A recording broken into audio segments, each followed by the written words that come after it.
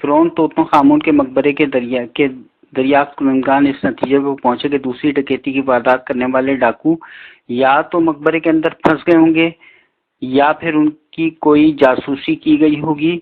اور انہیں رنگے ہاتھوں پکڑ لیا گیا ہوگا، مگر جو بھی صورت ہو وہ مقبرے کے خزانے کا بیشتر حصہ لوٹ کر فرار ہو گئے تھے،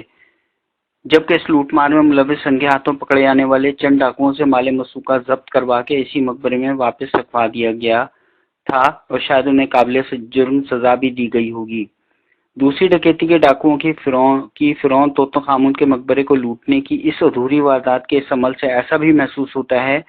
کہ ان ڈاکوؤں کو فرعون توتن خامون کے مقبرے میں ڈکیتی کی یہ واردات ختم کرنے اور فرار ہونے کی اتنی جلدی تھی کہ وہ یہ واردات ادھوری چھوڑ کر فرعون توتن خامون کے مقبرے سے فرار ہو گئے تھے۔ کچھ تحقیق دانوں کا خیال ہے کہ وہ فرعون توتن خامون کی قبر کے اندرونی ماحول سے خوفزدہ ہو کر اور گھبرا کر فرار ہو گئے تھے۔ ان ڈکیتیوں کے بعد فرعون توتن خامون کے مقبرے کی دوبارہ تجدید و بحالی کے کام کا آغاز کیا گیا تھا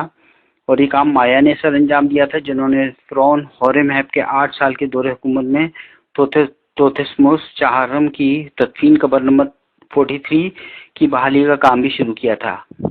مایا کے معاون ڈیجیوتیموس نے فرعون توتن خامون کے کیسلائٹ جار اسٹینڈ پر اپنا نام لکھا ہوا چھوڑ دیا تھا۔ مایا نے فرعون توتن خامون کے مقبرے کو دوبارہ بحال کیا اور وہ تدفین کے لیے سطحی ترتیب کو بحال کرنے میں جزوی طور پر کامیاب بھی ہو گئے تھے، حالانکہ فرعون مصر کے دور میں ڈاکوؤں کی طرف سے حملہ کیے گئے کسی بھی مقبرے کو دوبارہ نہیں کھولا جاتا تھا۔ فرعون توتن خامون کے مقبرے کے بریل چیمبر اور اینٹی چیمبر کی بلاکنگ کے سوراخوں کو دوبارہ بند کر دیا گیا تھا اور ان پر نیا پلستر کر دیا گیا تھا۔ مقبرے کی راہداری کو دوبارہ چپس کی ٹائلوں سے مرمت کرنے اور سوراخوں کو بھرنے کے بعد دوبارہ پیک کر دیا گیا تھا اور ساتھ ہی ساتھ راہداری کو بلاک کرنے والے حصے کو بھی دوبارہ مرمت کر دیا گیا تھا۔ فرعون توتن خامون کے مقبرے کو ان چیمبرز کو بند کرنے کے بعد میں نیکروپولس مہر کے ساتھ ایک مہر لگا دی گئی تھی۔ اس مہر میں 9 قیدیوں پر مشتمل ایک گیڈر